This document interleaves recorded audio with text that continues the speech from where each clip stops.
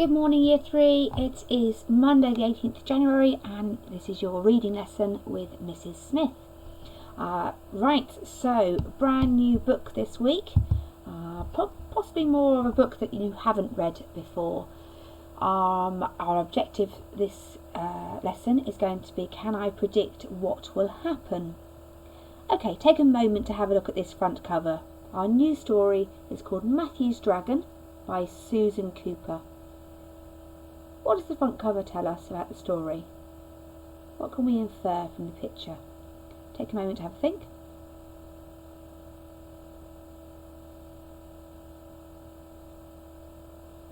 Okay, well, you might have said things like, well, there's a boy in the picture, so we might presume that that is Matthew, and you can see the dragon there with its very green scaly body, green wings, and elements of yellow on him too. The background colour. Who talked about the background of the book picture?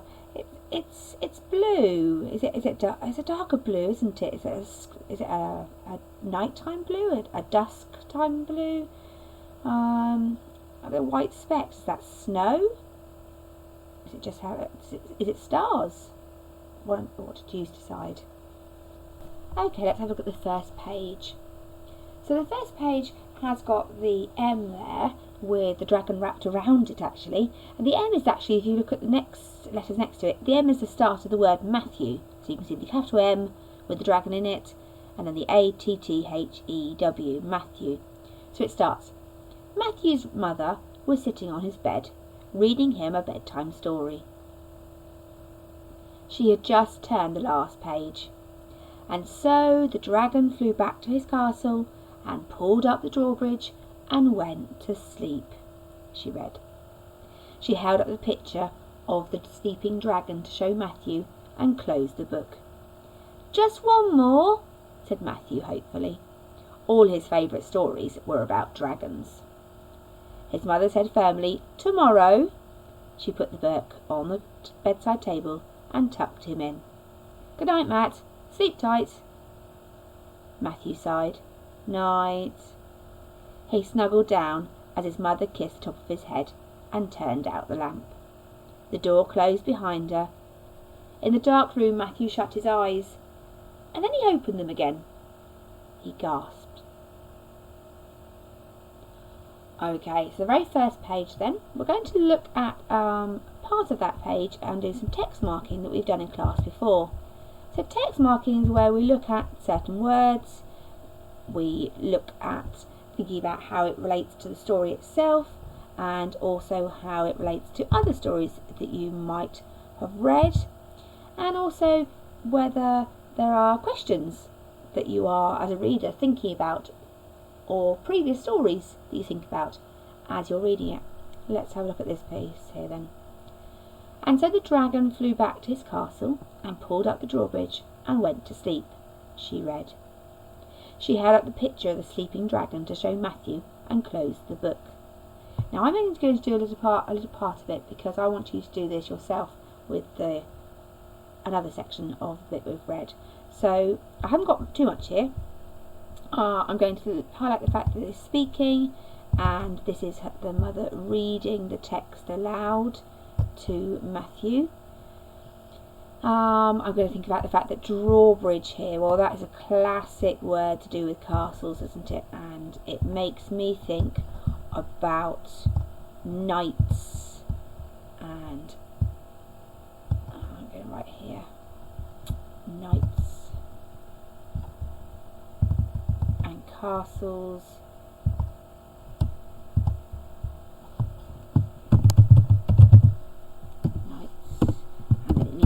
Armour and maybe some fighting, maybe some war. Okay, but actually at that point I think about war, but then it gets drawn back to the book, and I don't think about war at this point in the book though, because it talks about going to sleep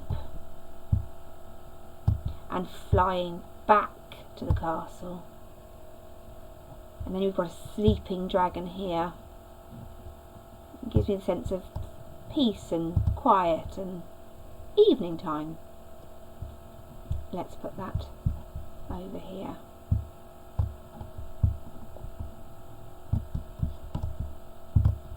What stories do I know about that have got dragons in? What stories do you know that have got dragons in? Maybe you could think about that for a moment.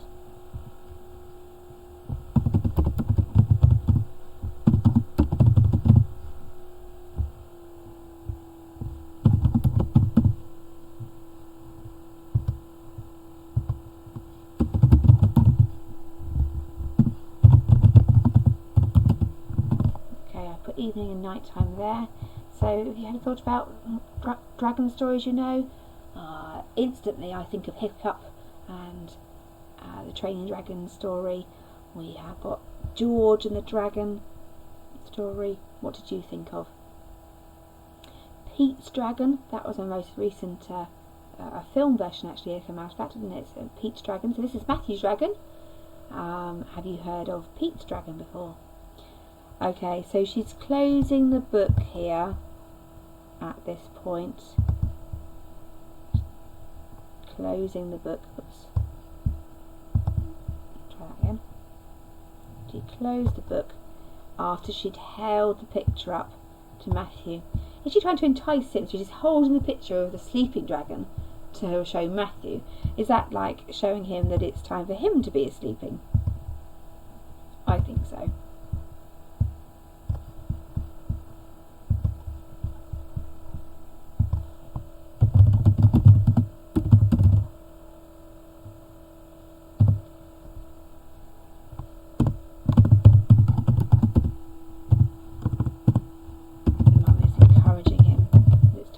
Sleep now.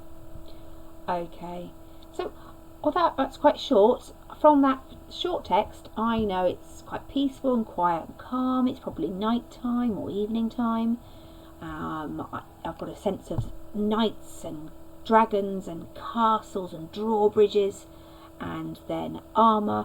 I chose that actually to change that idea, my initial thought about war, didn't I? So I'm going to cross that out now very neatly with one line. I don't think it's about war. And then the mum's holding a picture of the sleeping dragon. She's closed the book in particular, and it's giving me a sense that it's time to go to sleep. Mum's encouraging Matthew to sleep, because if the dragon's sleeping, then Matthew could be sleeping now too. That's those couple of sentences have given me that sense of the book at that point. Does it lead me to think about what the book's going to be about? Well, it's very unusual for stories to be starting when the character goes to sleep. So if the character's going to go to sleep, I have to question, well, that's not going to make much action if the main character is asleep.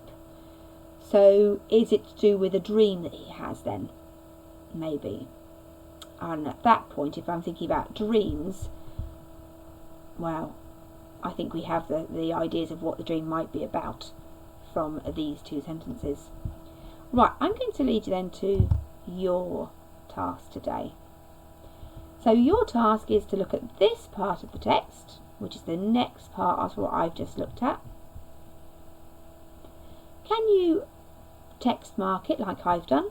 So highlighting, underlining, whatever's available, putting around the outside thoughts about other stories, what the sentence telling you, what feeling do you get from it. And then all those clues are going to lead you to a prediction. And you're going to predict what's going to happen in the story, please. So after your text marking, you write finish sentence, I predict that, and you tell me what you think is going to happen. To extend that then, the extension task, can you explain why you think your prediction is correct? Tell me how you use the clues to then knit them together, forming this sort of puzzle pieces together to produce the puzzle that what you think the story will be about, and tell me how that then made your prediction. Yellow to simplify, then you can not do the text marking should you wish. That's something you can not do. Having done mine and listened to my thoughts already, you can write your prediction, what you think will happen next. And then after that, today's final thought, what other stories have you read that have begun in a similar way to Matthew's Dragon? Can you have a think about that after you've finished your task? It doesn't need to be written down, it's just a final thought. Okay, Thank you, Year 3. So handing in by 3:30 if possible, and the next available lesson for Tuesday will be ready at 5 p.m. this evening.